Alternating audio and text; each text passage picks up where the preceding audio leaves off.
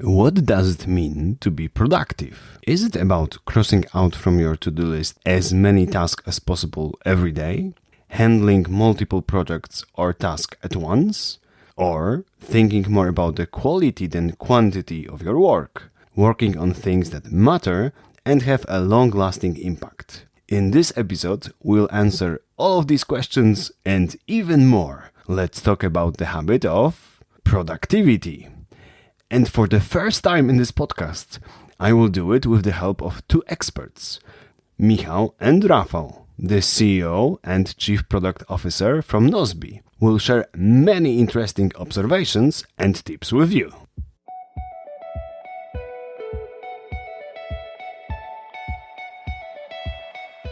Hi, my name is Andrzej and welcome to the Helpful Habits.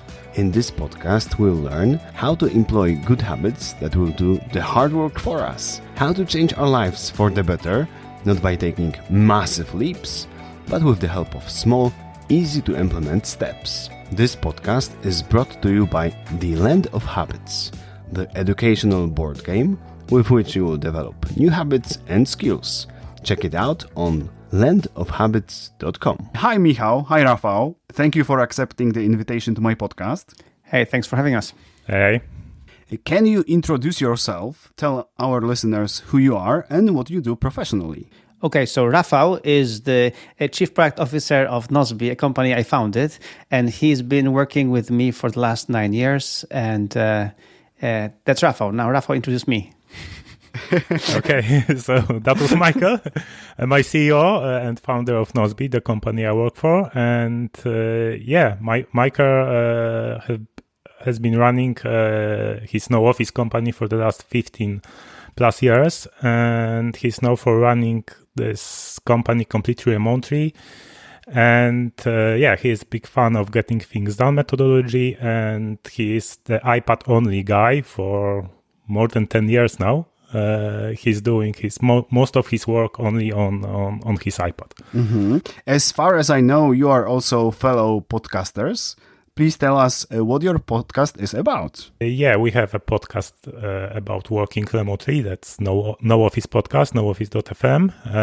We currently have it on hold because we decided to focus on different marketing activities for now, but maybe we will come back to podcasting. We'll see about the results of our current marketing activities. Plenty of episodes are waiting still, so if you don't know this one, you can go and hear a lot of useful insights.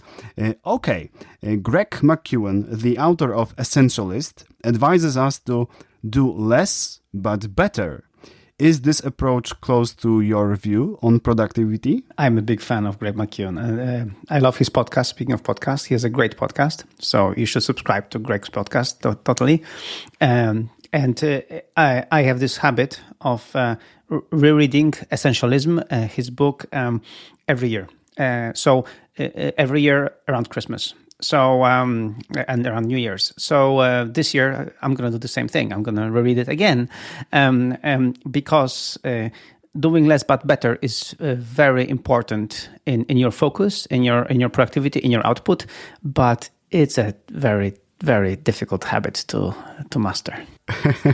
Okay. Yeah, I totally agree. It's we actually in our company try to work that way in product development. We try to do less but better. For example, when we implement a new feature, we always decide how much appetite we have for this feature to be implemented, and it is our constraint. For example, we want to spend 4 days on feature X, and after 4 days, it should work in our internal version of Nozbe, and then after that, we just decide if we want to invest more time in it. So we try to structure our work in the smallest pieces possible. So it's kind of similar to less but better, because each piece we've got more information. We learn more about the problem, so we can make better decisions.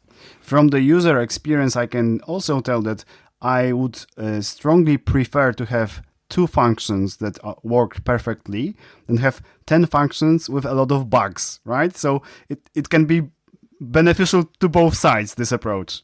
But not only that, Andrzej, the thing is that, speaking of productivity, it's better to have fewer features and just execute them well. And not only about the bugs, but about also, like, we have this constant struggle and back and forth between our customers and ourselves that, our customers, but does Nozbe have this feature, this feature, this feature, this feature, and this report, and all that, and these charts, and I'm like, no. So in Nozbe, for example, tasks is the main thing. It's about tasks and a bit about your tasks and about your team's tasks. And in many products, tasks is just one of the features of the whole productivity suite, right? And we explain to these customers, especially to the entrepreneurs and CEOs of these companies, that, the key is, will your people use all these features? Not really. So just focus. So that's why Nozbe is more limited in that sense, but hopefully better executed. That's what we think. But the idea is it's more limited in features because we want the whole team to use all these features. We don't want just, the CEO to use all the features and then the other team users, using barely the product, or feeling that the product is just too complex and too overwhelming to actually for daily use. And we want Nozbe to be daily usable. Yes. We can be very busy but not productive, and we can use a lot of features in some app, but don't do anything meaningful with it. Exactly. So that's the thing. And I think the whole theme of this conversation today will be around focus. Around really focusing on key features, focusing on key habits, and focusing on the way you really can create impact. When I conduct trainings, in many cases, at least one of the participants is very skeptical. And when I present some method, he responds, Andrzej, it sounds really nice, but in reality, I cannot do less because my boss tells me to do everything. Or if this person is an entrepreneur, he would say, I would love to less work, but I have a mortgage to pay. I need to feed my family. So this is why I have to work more. So how would you respond to these objections? Oh, man. Yeah, again, please do what I do. Read Essentialism book, after Christmas. Like that's the first step. So if you're this kind of entrepreneur, read the Essentialism. But second thing is, really? You have to do all these things? Maybe you should just stop and think what you really have to do. In Nozbe, we have this concept of Mighty Fridays. Every Friday, we do our weekly review, and I'm a fan of getting things done and weekly review and getting things done. So every Friday, we do our weekly review, and the rest of the Friday is actually for us to decide what to do, not on the current Nozbe affairs. So maybe you should start doing Fridays like this. This way, on a Friday, you would do your weekly review, and as this busy entrepreneur, you would think, do I really have to do all these things? Maybe I can delegate that. Maybe I don't have to do that. Maybe when I'm doing that, it doesn't bring me any impact. Maybe posting on Facebook these things really doesn't bring me any customers. Like, you need time to think. And I think very often, this is the problem of productive people who want to optimize everything, and people who are very busy, is that they don't schedule time to think. Very nice habit to have, time to think and to review. Rafał, do you want to add something? Yeah, I would add that, in our times, you are probably the knowledge worker, so you work with your brain. It's not physical work, that is simple to do. And your brain is your tool that requires some rest, not only sleep, but rest from thinking about stuff you work on.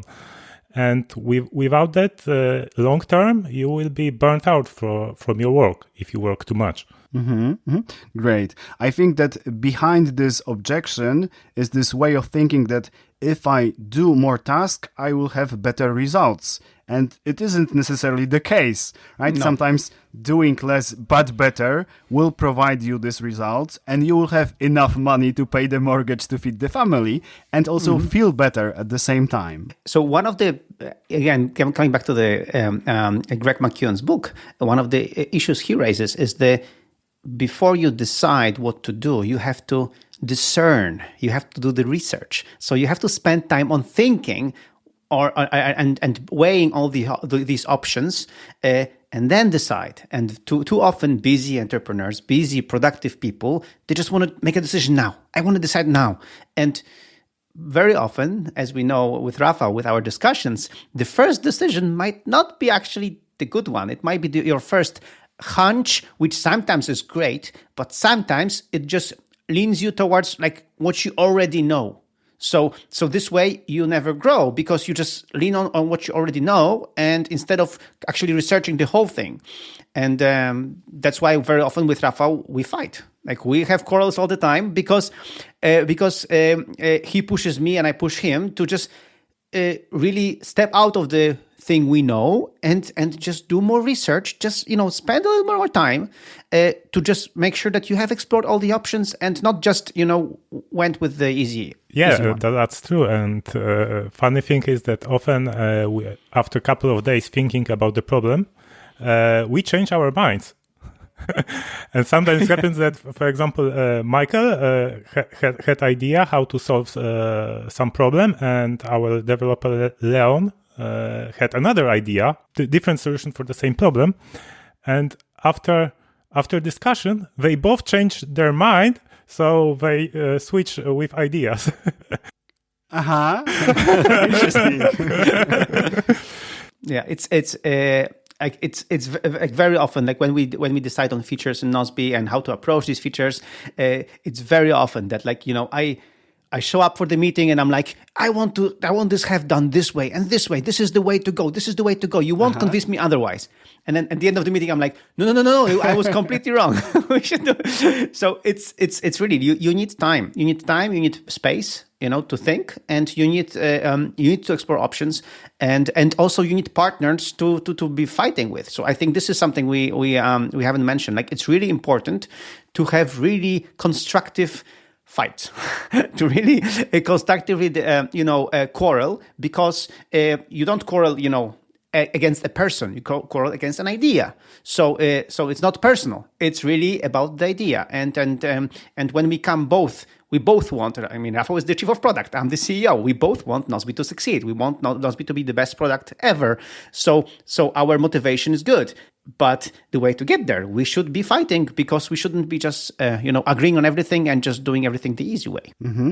And Rafał can show you some things that aren't necessary that you do, and vice versa, right? And we can go through this eliminating process of task with people's help, with this different perspective than ours. Rafał is very annoying because he always shows me the edge cases. Like, Rafał, look, this feature would work so well, like this and this. And Michael, and then Rafał is like, yeah, but what happens if this happens? And then what happens? I'm like, come on, Rafał, don't spoil it for me. It was really nice. Nice collaboration you have. Okay, let's move on to this topic. What is the main difference between a productive and unproductive person? And I would like to analyze it on two levels. One level is mindset level, beliefs, assumptions that we have. And the second level is day-to-day actions. So what are the key differences there? So just speaking of mindset, I'm just right now reading a book called Mindset by Dr. Carol Dweck. And I recommend this book of mindset. It basically gives you a history of two mindsets. Of course, the growth mindset and the fixed mindset, but in a very repetitive way with lots of repetitive examples, which is really good, because this idea of growth mindset, of this humility to admit that you need to learn more. It's really hard to swallow for us, because very often we just put labels on ourselves. So basically, from my point of view, I'm a bad CEO.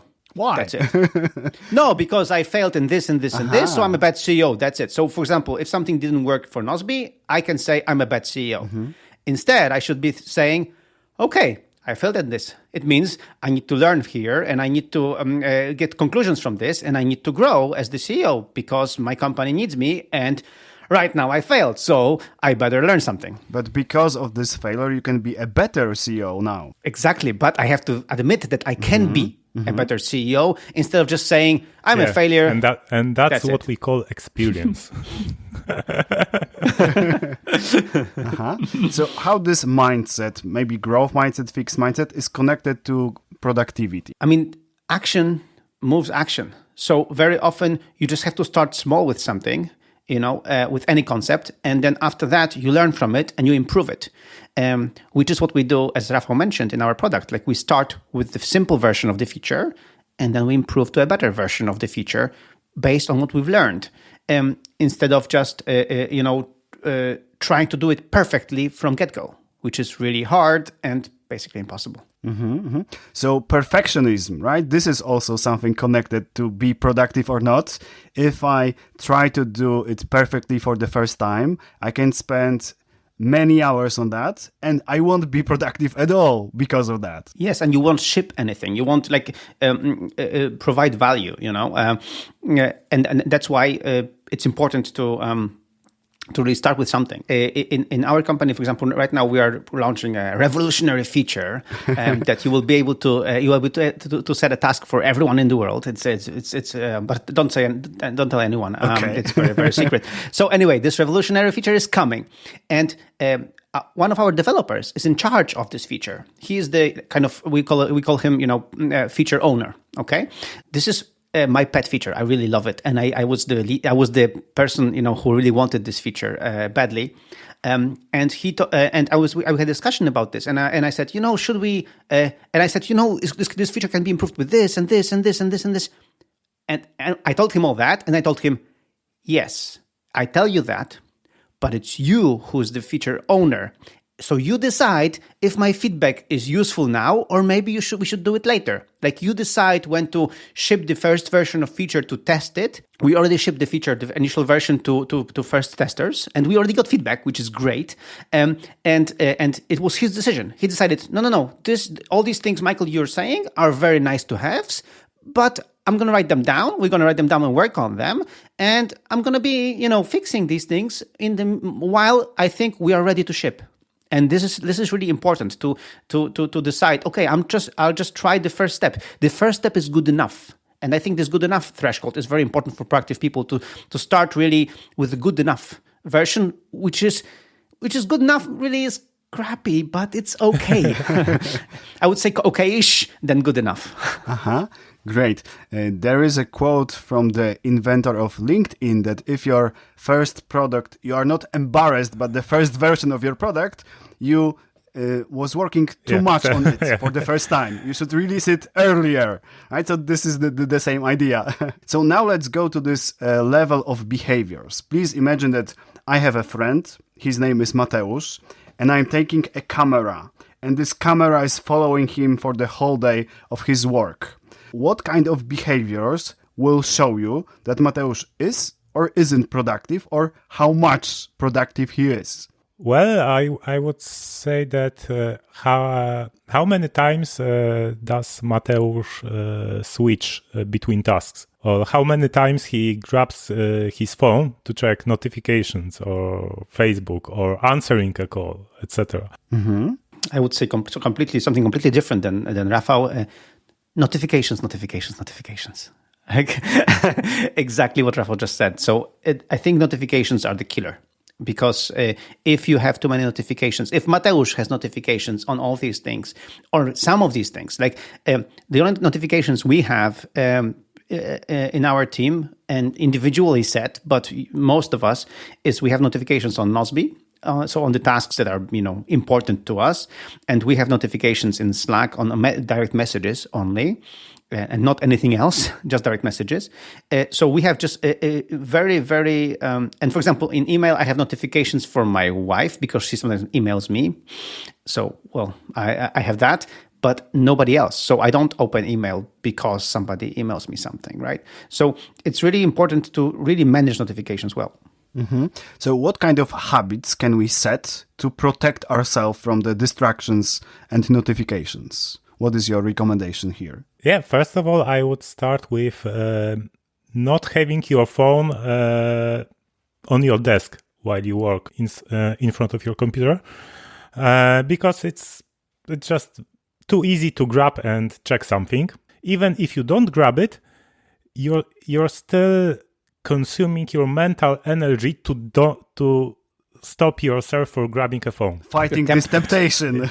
Yeah, this temptation, fighting this temptation. And it just uses energy of your brain, which you could use to produce work.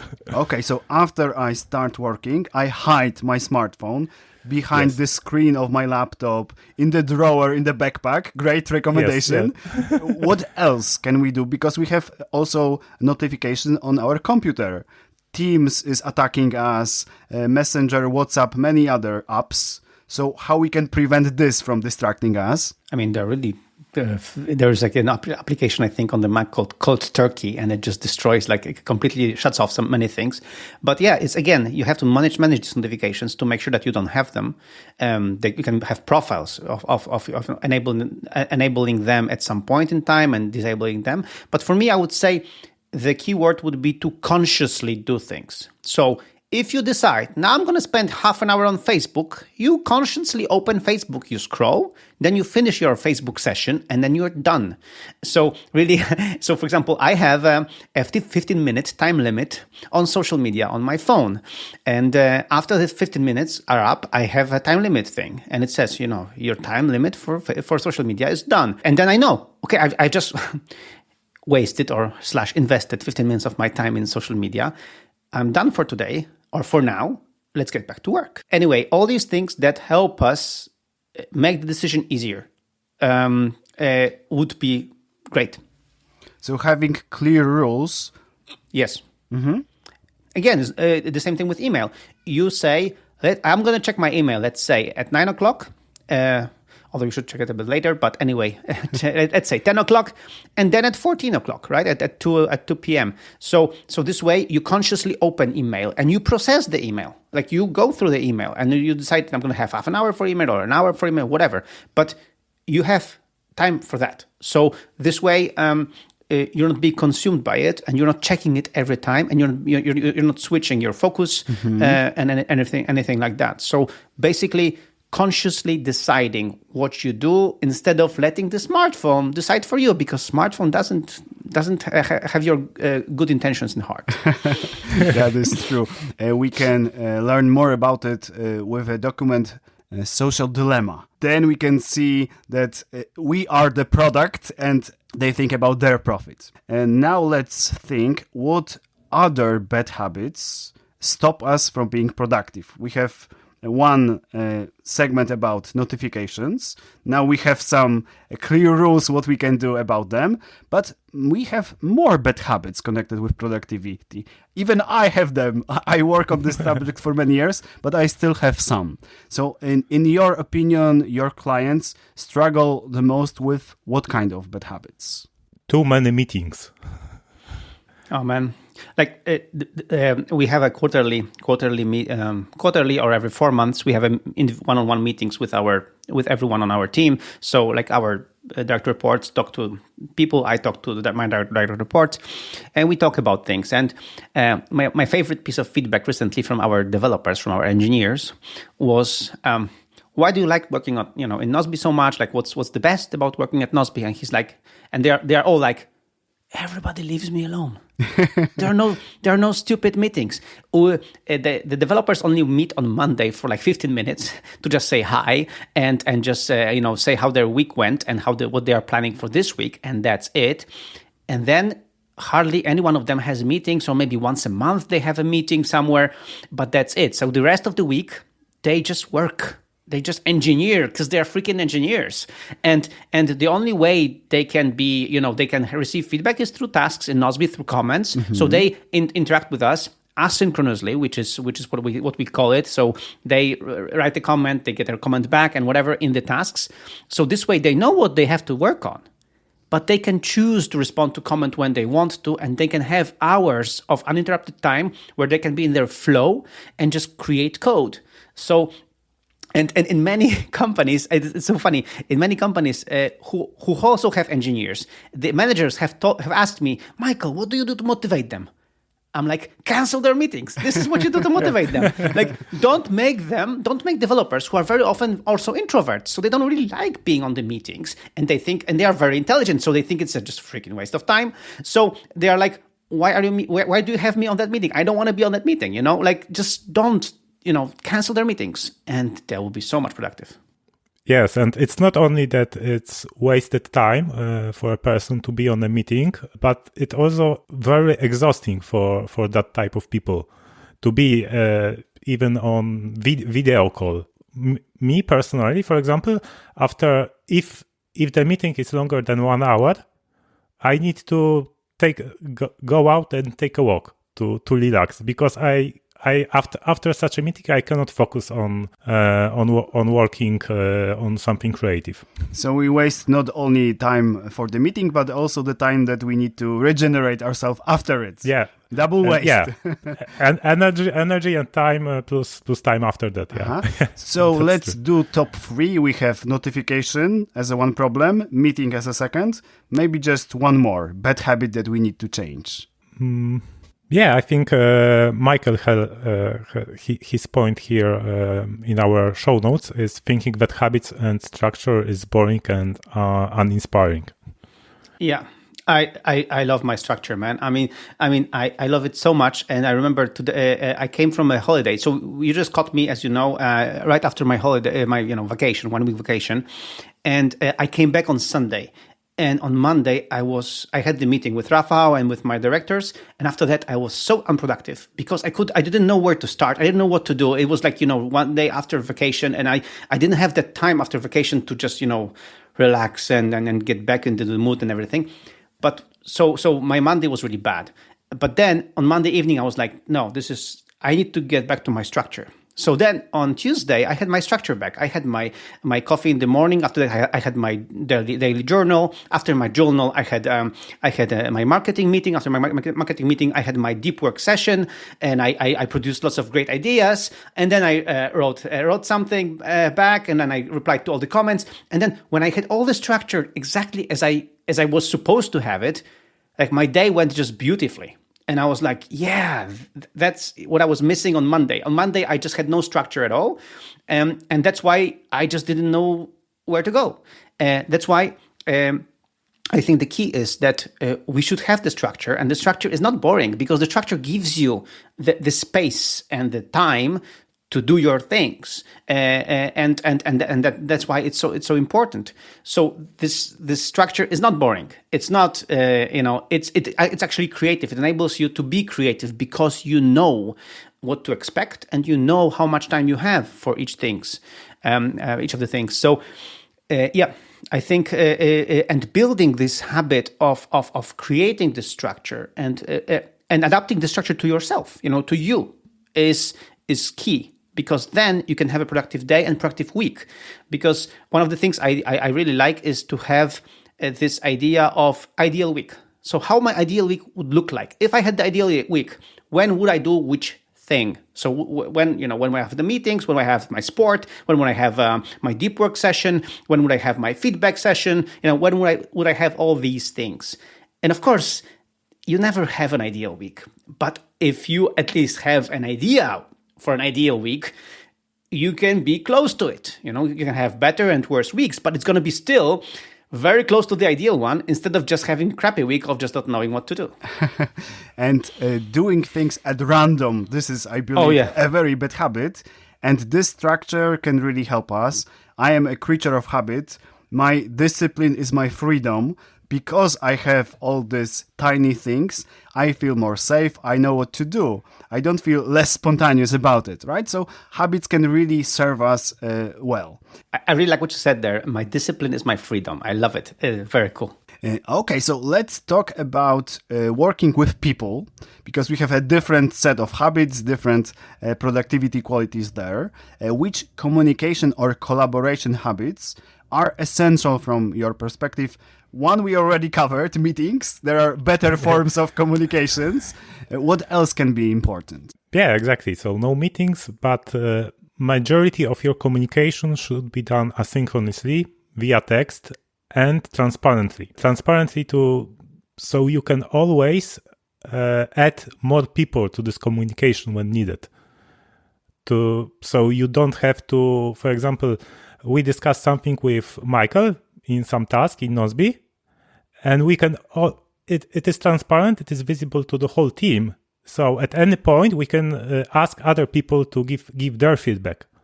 We don't have to like onboard them on the idea because everything is written down and they can just read it. Mm-hmm. So don't hold the information to yourself. Be transparent about it. Put it in the cloud or in the Nozbe where everybody can see it. Mm-hmm. Yes. Writing stuff down before you ask for feedback. Yeah. So what Rafał basically wants to say is don't use email internally. Ever. If you're emailing your teammates, you're doing it wrong. Just don't do it. You can use, there are so many ways to do it. Of course, you can use team chats like Slack and other things like that. Or you can, and better, we think you could use tools like Nozbe and other tools where you can share comments in the task. So this way, it's very, like the context is real. So when there is a task and you comment on the task, you all know what you're talking about. Like we're talking about only this task, and there is no sideways, no side notes about any different task, or if you are, you can quote it, but like everything is relevant to the task. Why when you're using email, people are very productive in email because they can write about many things in one email. But then everybody's confused. Like I replied to this here and then to that there. Mm-hmm. Oh, then I forgot about that. So I send another email to reply to the other thing, and I forgot to CC Rafał about this. Okay, man. So it's crazy. And attachment. Oh man, I forgot about that attachment completely. So that's the thing. Don't use email internally, like at all. Like no.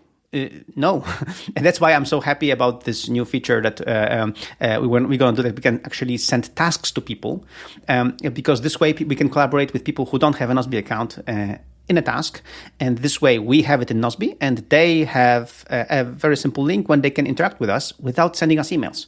So we take them from email again. So like email is bad. So, you can quote me on that. You can hate me for that, but I'm telling you, email is the wrong thing. It's like when Steve Jobs once said that if you're holding the phone, you're holding the phone wrong if you lose the signal. So if you're using email, you're doing it wrong. Like don't.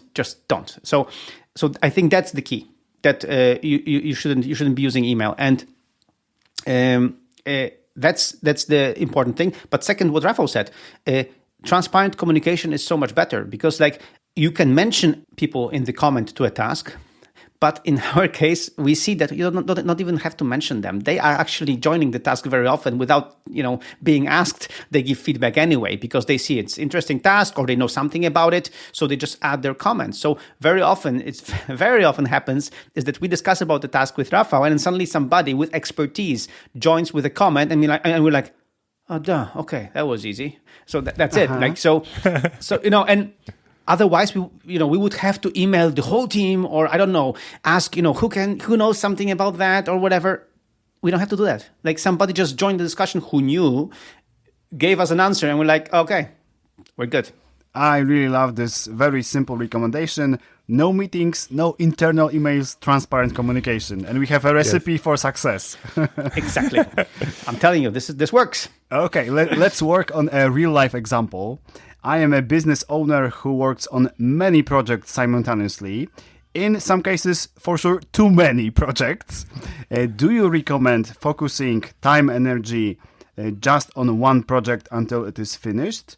Or there is some way to handle multiple projects at once? Well, from my experience, I like to have like 2, 3, maybe 4 projects at once.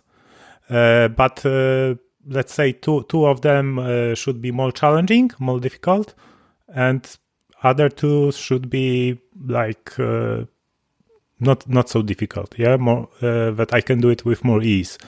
So when, for example, as Michael said, you never have ideal week. For example, today I didn't sleep well today, so today I don't tackle my most challenging tasks. I just focus on those that I can easily do with low level energy.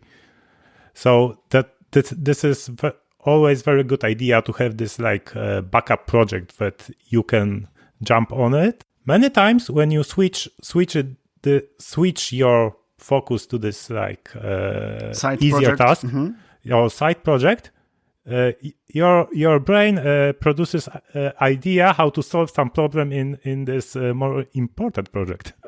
Yeah, and plus it is very easy productivity boost. If you don't feel productive, just do something on your to-do list that is really easy and short task, and then check it off as done. Great. I know this as an incubational break. So we don't think about problem actively, but on subconscious level, our mind is solving it, and then we have this aha moment, and we know what to do. Exactly. Yeah. I mean, for me, for example, I really like this quote from the book, The One Thing. And the quote goes like, the question is, it's called the focusing question. And it's called like, what's the one thing that I can do now such that everything else becomes easier or unnecessary? So if there is anything that you can do to improve something like permanently, and I ask myself in my journal every day this question. So very often, and sometimes it's a big thing, and sometimes it's a small thing. And this is what I do. I'm just like in the morning when I do my journaling, I have this question and I'm answering it. So and this is for me kind of this also guiding star that I have to solve this thing today, and then if I do this thing today, it's already been a good day. Everything else is a bonus. And I think what I'm also trying to say is that we productive people, are aspiring productive people, we shouldn't be so hard on ourselves. Like we should know when we are done for today. Like what like if when we have a good day anyway, right? And treat all these other small things that we also accomplished as kind of a bonus, and not just because the to-do list will never be done. Like the whole list will never be like you will always have great ideas and you will always have tasks to do. So it's important to know that, like what is a good day for you, like, and what is like, you're done for the day list. So what needs to happen to have a good day, or like what's this one thing that if you do it, move it today, everything else is easier or necessary. Great way of thinking. When I conduct trainings, I'm trying to show my participants that I am not perfect. I have many problems. I struggle with the same problems that they have. So what is the hardest part for you of being productive and how you deal with it? For me, like the hardest thing is to relax, to shut down of the work, because in a long term, as I said before, it's very important because you can very easily, after like couple of months working too much, you can feel overburnt. Yeah, long term, it's not productive. So, and I'm the tech nerd, and I'm the chief product officer in the like tech product company. So it's really challenging to use technology for leisure, but not find analogies to my current work. And thinking about problems I have to solve in Nozbe. So what I try to do, I try to schedule every day some time to relax without any technology, without any screens, no listening to podcasts.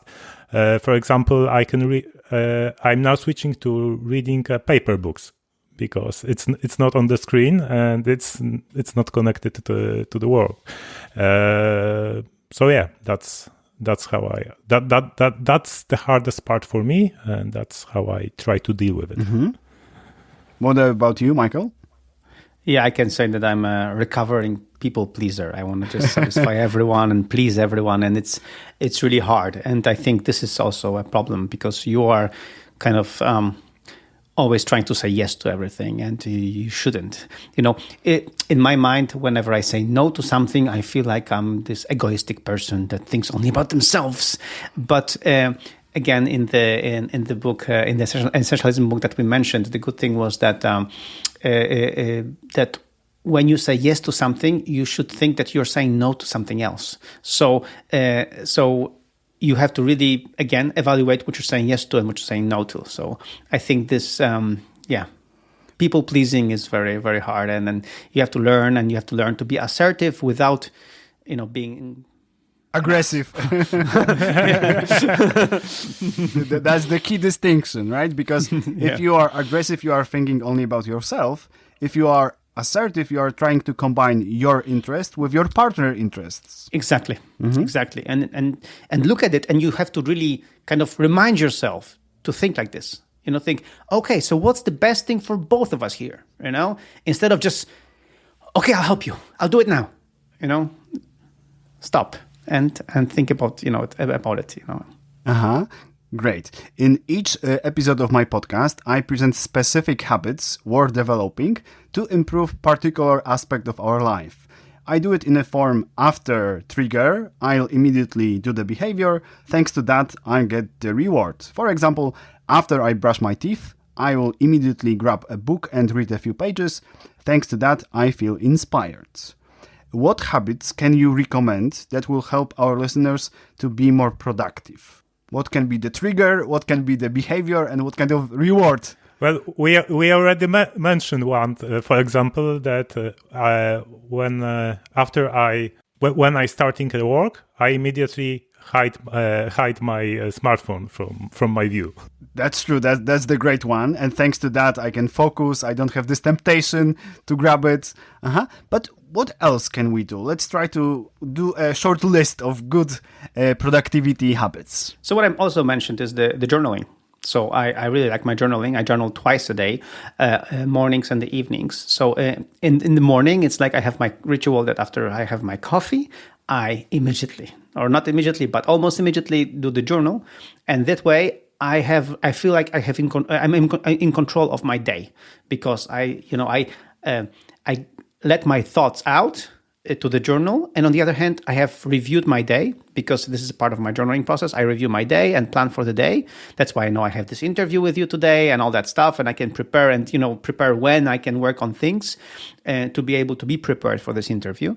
So this way, I'm not kind of surprised. Like you call me at, like 15 minutes before the interview, Michael, the interview. I'm like, interview, questions, what's going on, right? So I am in control. So for me, this habit of journaling is being in control. And also in the evenings, I have this kind of trigger when I put my girls to bed, my daughters, I have 3 daughters. And when I put my girls to bed, I do the evening journal. And when I do the evening journal, part of it is seeing what's on calendar for tomorrow.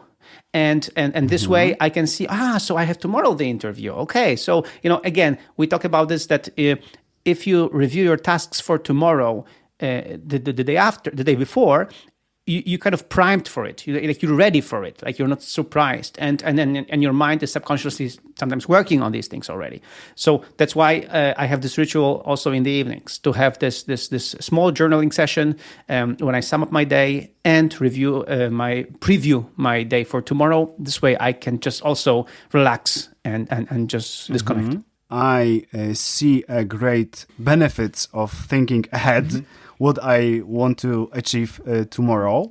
But there is also some kind of risk that this evening I won't spend it fully with my wife. Okay. I will be thinking about this task. So what can we do to prevent it from happening? Yeah, so in my case, so my experience has been different. My experience has been that because I know what's coming tomorrow, I'm kind of calmer, and I know I have the time tomorrow to deal with it. So it's not like for me, because I won't be surprised, I'm okay. Like, I don't, but I don't, after the journaling, I don't go to my, to my notes and start reviewing all these notes and all that. So no, I just plan it and put my phone away. So that's the idea. So for me, this hasn't been an issue, but maybe for some people it might, Yeah, that's a very important point, that everyone is a different human being, and some habits that works for us may not work for others, or may work for them only for some time, because people change. Yeah, so you just have to test, try new habits and verify if they work, and after you adopt some habits, then after some time verify if they still work. So, yeah, and also a good tip, I think, especially for tech nerds listening to this. So, if you want to try some new tech and do something for productivity, the external triggers are very good. So, so for example, I have this idea that normally every day between 12 o'clock, so noon, and 2 o'clock, I have my kind of deep work session. So 2 hours of deep work session. So what happens is that at exactly 12 o'clock, the lights turn on in my office. This way, they kind of trigger me. Oh, it's already 12. Okay, I have to focus on so it's kind of an external trigger to do something. So if you're a tech nerd, get some simple light switch that you can program and just program it. So this way that nice. From this time you should the light, like the external factor is telling you you should work on that. You should focus on that. So and this has helped me. Sometimes I was busy with something and I wasn't paying attention to the time, and then I get the light. I'm like, so now it's so I have to finish this, and then I should focus on the other thing because now it's the time for that. So again, this kind of trigger also externally with technology can be done. Great. So just two short questions at the end. If our listeners would like to learn more about productivity, where they should look, what books or other source materials you can recommend? So something we haven't mentioned is that I'm open source writing a book about remotely running a company. It's called No Office. So at nooffice.org, it's a free book. You can just read right now as I write it, and it's almost complete. So it's a rough draft right now at this moment, but I really recommend it because every chapter is like a different essay. So there is a chapter on meetings, there is a chapter on not using email. Like all these chapters I have there with examples of how we do it in Nozbe. So of how we do it in our team, and again, these are things that we have been doing for many, many years now. So it's not something I just discovered and I woke up and then I wrote it down. So it's something that we have tried and improved. So nooffice.org, I recommend you reading it. You can read the chapter at a time or whatever. It's free, and I'm going to be finishing the book at some point, maybe next year. This is a rough draft that you can just use at your own will. Great. So I will put it in the description of this episode, link to it. And how our listeners can contact you? What page should they go, or on which platform should they send a message to you? Well, first of all, they should check out our product, Nozbe, so nozbe.com. Yeah, and they can learn about our philosophy there, about our product. And I think the best platform to message us is, I think, Twitter. We both with Michael still use Twitter. So I'm Sobolowy at Twitter. It's SOBOLOWY, and Michael is M. Sliwinski. That's MSLIWINS. Yeah, and so Twitter definitely. So just to mention, Nozbe is really it's a freemium product, so there is a free version. So you can try Nozbe for free completely with your team members. So to see if you like it and if you want to change some habits there. Thank you, Michael. Thank you, Rafał, for a wonderful conversation. I wish you all the good luck today. Thank you so much, man. Thank you, Andrzej. Final words. I hope this conversation was as interesting for you as it was for me. As a bonus, let me introduce you to the habit of implementation. Every time I learn something new, I'll immediately ask myself, what are the 3 most important conclusions for me? What will I change in the way I work with the newly gained knowledge? This time, in my top 3 are 1. Emails are best for external communication. When I want to give information to my coworkers, it is much better to use a different communication channel, like Slack or Nozbe. 2. Notifications are killing our productivity. We must protect our focus and carefully decide which notifications we want to get. 3. Schedule time to think and review.